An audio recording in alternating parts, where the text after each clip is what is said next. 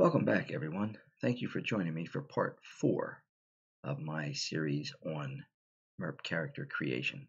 I know I said in the last video that I'm probably going to be cutting the background options up into 2 separate videos, but after some much needed rest, I have decided that I can probably do this in one video if I leave my opinions out, which you don't need my opinions. I'm just going to kind of go through each background option and explain to you what they are, and that way you have a pretty good idea what you're looking at. Otherwise, it can be kind of confusing. First of all, I want to mention, some of you may recall in the first video, the not last year's video, but the introduction to this series, I did mention this is one of those things that you really need to look at before you come to a game master to create a character. And I will tell you, there are some game masters that will choose them for you. There are some game masters that will allow you to roll for them, and there are some game masters who will allow you to choose them yourselves. I actually allow you to choose them. If anyone sends you to me to have a character created, I will allow you to choose your own, but I would ask that you either spend time reading this section or maybe take a look at this particular part, this video, and hopefully it'll help you make your decisions. Now, bear in mind that each race has a certain number of background options available. You can find those on the adolescence skill development table, which is just back a little tiny bit. Or maybe we didn't, you know what, we didn't get there yet. Oh, that's right. This book is it's laid out a little stupid. So you'll find your adolescent skill rank table on page 89, and all the way down at the bottom you have, how many background options each race gets. Sorry about that. I forgot how whacked out the book was put together. Anyway, like I said, some game masters will choose them, some will let you roll, and some will allow you to choose them for yourselves. I will also mention very quickly that you are allowed to stack these background options. There are 2 paragraphs, actually. I'll point those out to you very quickly, where it says in proficient with spells, this background option may only be obtained once. It tells you right here, this one cannot be stacked. You can only use it once. It doesn't say that for any of the rest of them. So feel free to stack your background options if you would like. For example, if you want lightning reactions several times, then you can use all of your, if you want, you can use all of your background options on lightning reactions. Over here, this little paragraph also says, if multiple roles or choices are taken from this table, it is suggested that the player have the choice of having all of the abilities joined in one item, that's stacking, or spread throughout 2 or more separate items. So that is stacking. The bonuses on items and spell adders would be cumulative up to a total of 30 if taken in one item. So again, that is stacking your background options. So the first one we're going to go over is going to be the hobby skill ranks, where it says increase 1 primary skill rank, but it should say increase 1 primary skill by 2 ranks or 1 secondary skill by 5 ranks. And all that means is that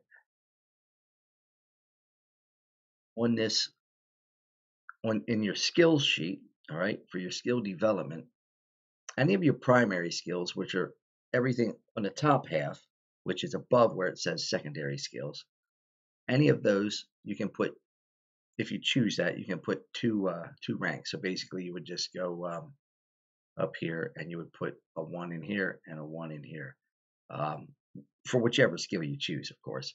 And if you wanted to choose a secondary skill, you would actually be able to increase it by 5 ranks. So if you want to be really good, say in first aid, you would go 1, 2, 3, 4, 5, and just put a 1 in all of those. That's very simply, in a nutshell, that's what your background or your hobby skill ranks is. Stat increases. All right, stat increases. I don't know why these aren't showing up on my other screen. Stat increases is very simple. You can either increase one stat by 2 points or each of three by 1 point each.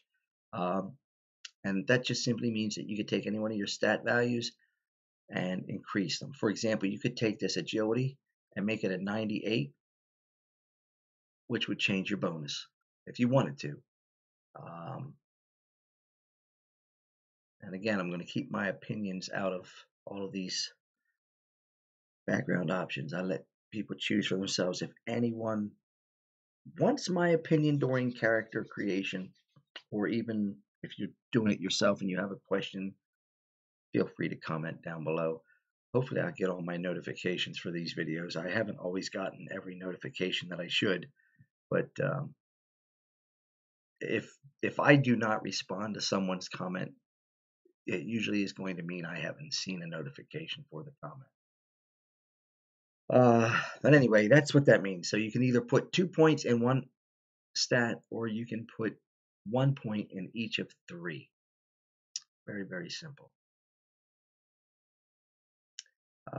Languages. Another very, very simple. That just simply means you can pick any single language that you maybe have a 0 in, or if you wanted to, you could do it for any language that you don't have to a 5. If you really wanted to do a hobby, if you really wanted to do a background option on a language, um, even one that you already had started, you could increase it to 5. But I would say if you were going to use that, I would use it on one that has 0 in it, so you get the most for your money, so to speak. The money option, I used to make people roll for this. I even made my daughter roll one time, and she rolled a 3, so she ended up with 2 gold pieces, even though I tried to talk her out of doing the money option. But long story short, someone talked me into allowing you to just take the 200 gold pieces, because I do allow people to pick everything else on the table, so it's only fair that I would also allow you to choose the 200 gold pieces. So that's the money option.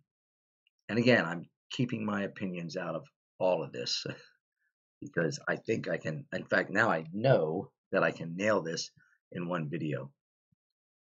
Special bonus items. If you're gonna choose one of these, it gives you a few different ideas here for bonus items, and then you have spell items down here. Uh, if you're coming to me and you're choosing, and you say I want a +10 short sword, I would probably say, why don't you just take a +15? That's what I've done for people in the past. Unless your game master wants you to roll for them.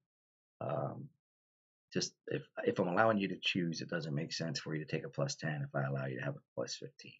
That's just me. Not every game master is going to do that. Very, very simple. +10 sword, or I'll say +15 sword, +15, say rigid leather, or +15 helm, whatever you have, +15 shield. Kind of obvious if you played any role-playing games before. It's just like bonus equipment is going to definitely increase your bonus for that particular item. So, like for example, +15 rigid leather armor is typically going to give you an additional 15 points to your defensive bonus. But there are some different examples in here. Now, if you do a spell adder item, all right, and you did a +2 spell adder, that basically means you have 2 additional, see, +2 spell adder. That's just going to give you 2 additional spell points, like power points per day. It's not a multiplier. If it was a multiplier, and you don't get a multiplier for character creation, but a spell multiplier is different in that it multiplies by your level. So if you had a +2 PowerPoint or spell multiplier, that would be, did I say +2? I meant ×2. That would just double your power points per level. ×3 would triple your power points per level. But a +2 spell adder, and a spell adder just adds 2 extra power points. So you could be a level 30, and it's just going to give you 2 additional power points per day. It's not a multiplier. What else? Daily spell item. If you were going to pick a daily spell item, you would look in the spell lists and take a look at the spells. Don't waste your time looking at anything over level 4, because the highest you can use for a spell item is level 4. If you pick the level 4 spell to put into that spell item, you would be able to cast. You would be able to use that spell. You're not actually casting; it's imbibed into the item. But you would be able to use that spell one time per day. If it was a level 3 spell, you would be able to use it twice a day. If it's a level 2 spell, you could use it 3 times a day, and a level 1 spell, you could use it 4 times a day. So it's pretty simple. Not a whole lot of explanation there. This really doesn't call for a lot of explanation.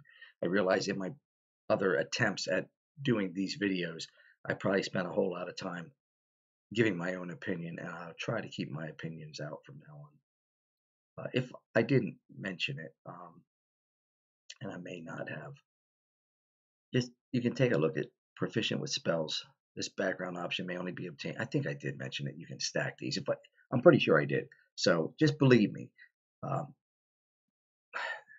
This paragraph right here tells you can't stack this one, and it's the only place on the whole table that you see where it says you can't stack one. And this over here says basically if you do stack any of these, the cumulative effect could go up to no more than 30. Basically, that's what that says. Let's get on to the. I am definitely going to nail this in less than one video. Well, not less than one video, but all right. So the special 5. We're going to go into special abilities now. This special 5 bonus to any primary skill. What that simply means is it's and also plus 15 to any secondary skill. We're going to do both of those at the same time. And what that means is it's a little bit like where you would have put the hobby skill ranks, where you put 2 ranks up on a primary or 5 ranks down here. But instead of actually putting ranks, you're actually putting a special bonus out here. I normally put it in the, oh, I forgot I changed the sheet around. It used to be in a different column, but that's all right. It'll be in the AP column now, where I usually will put those special bonuses.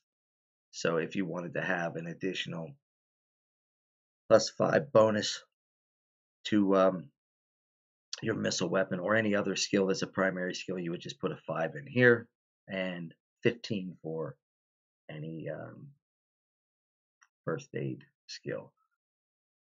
I will say, and this isn't really an opinion necessarily, but when you're figuring out your background options and when you're creating a character, and I probably did mention this maybe even in the introduction video, keep in mind the type of campaign that you're running. If it's a short one shot, you would want to probably take advantage of the hobby skill rank, which would give you a plus 10 up there for the primaries, rather than the special ability, because then that would only give you a plus 5. If you're doing a long-term campaign where you're going to level up many times, then I would say do hold on there, let me just go back to this.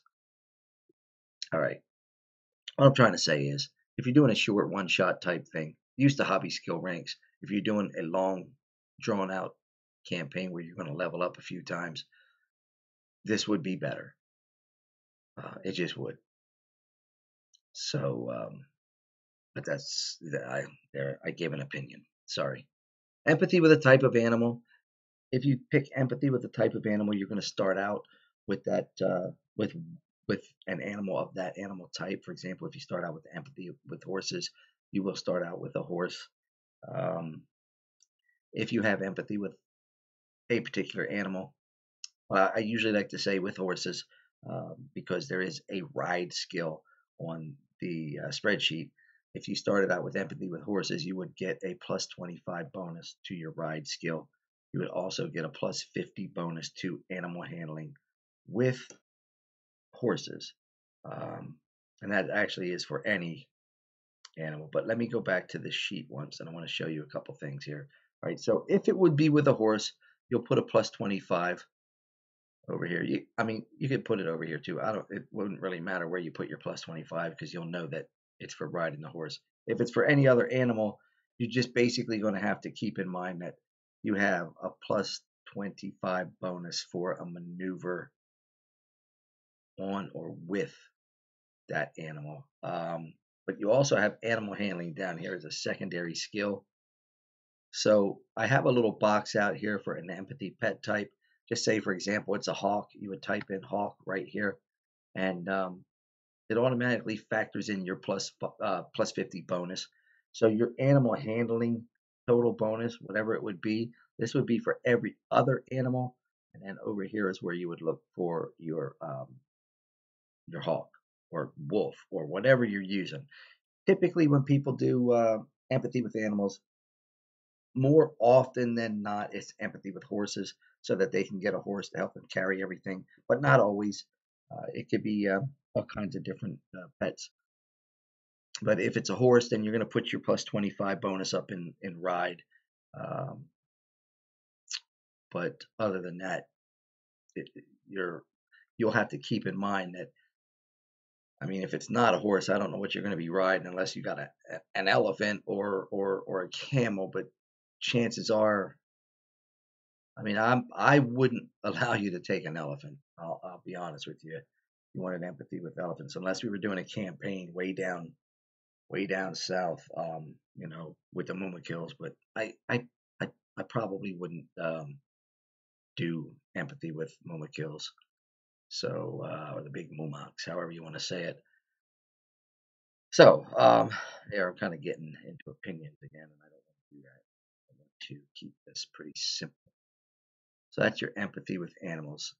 So you see where it says here, any maneuver on or with such an animal receives a special plus 25 bonus. So that can really apply to riding on horses. Maneuver on any other animal, it would have to be big enough for you to be on in the first place. And if it was a maneuver with another animal, I feel like oftentimes that might land into animal handling. I guess I'd have to kind of assess the situation and see if I was gonna which way. I probably would, if you weren't riding it.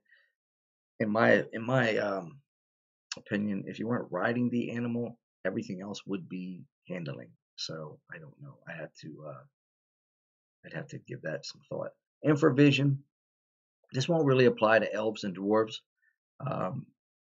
I should mention also, for background options, each of you will want to look in your racial description and make sure you don't have any background option restrictions or restrictions on background options. A few different races do have, sorry, a few different races do have certain restrictions on background options. Not very many, but if you would, for example, be an elf or a dwarf, this InfraVision will actually have an alternate background option listed in your racial description. And there are also in the racial description different ideas for certain things that would be more applicable to your race, as far as the various background options. Just take a look at that in your racial descriptions, and you'll find those. They start again on page 146, I think. And just look through your race. Just find your racial description and look for where it says background options, and just kind of take a look at that. First of all, make sure you don't have any restrictions. And second of all, you might find something in there that you really like. But anyway, infravision basically means you can see in the dark. Resistance, that's a plus 10 bonus to resistance rolls against one type of adversity. That would be either plus 10 against essence, plus 10 against channeling. Those are spells, like the various spells. Like for example, you could have a plus 10 versus mage spell attacks, or actually any essence, which would include bards as well. or +10 against channeling type spells. If you're going to do that, more often than not, you're going to want to be a +10 versus essence, more likely, because those are more attack type spells anyway, for the most part. Not all of them, but when I think of which one, if I was going to do that, oh, sorry, opinions again. A +10 bonus to poison or a +10 bonus to disease. Very, very simple. And then if you were going to take that one, you would want to go into your PC sheet, and down in the brown section, if you took, for example, a +10 versus essence, you would just put that in here, +10. Just 10. You don't have to put the plus. It'll automatically add. See, watch. See, your 5 went to a 15. Elite.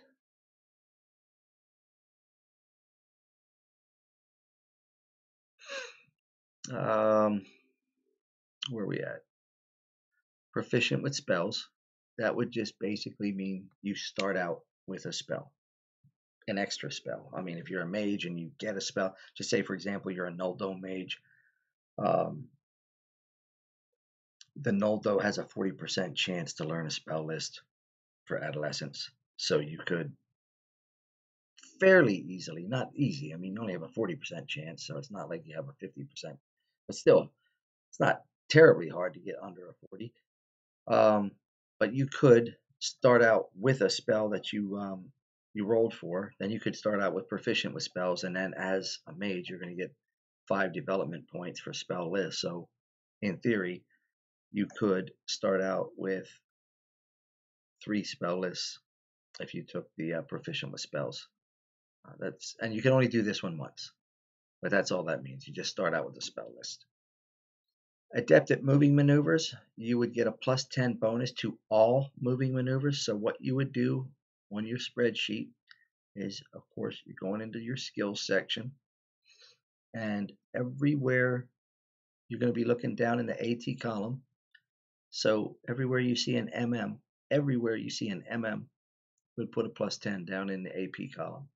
So 10. You don't have to put the plus, just 10, 10, 10, 10, 10. Every single MM. Even the ones that say MMSM, you just put a 10 in all of those. So that's adept at moving maneuvers. And you have very observant, I think. Very observant. That's a +10 to perception and tracking. Same thing. Just go down that column, find your perception, and find your tracking. Put a 10 in those blocks. Lightning reactions gives you a +5 to your defensive bonus and all of your offensive bonuses. So if you took lightning reactions, first you will go into your PC sheet, and you would go into this is your defensive bonus. So you'll go over here to special, and you'll put, if you used one background option in lightning reactions, you'll put a 5. If you used 2, then you put a 10. So remember, if you stack any of these, multiply, like if you did very observant and you did 2 of them for very observant, you get a +20 instead of a +10.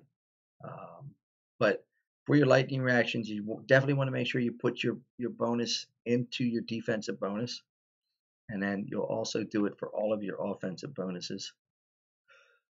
Those are your OBs. So you have OBs here. Sorry. You slide down, you have direct spells, you have base spells, and you have your martial arts skills. Those are all your OBs. And then I did really well leaving my opinions out, because I could have never got this done this quick without, if I was adding my opinions. I can't believe my opinions took up a whole other video. Lightning reactions. Charismatic, that's going to be a +10 bonus to all influence skills.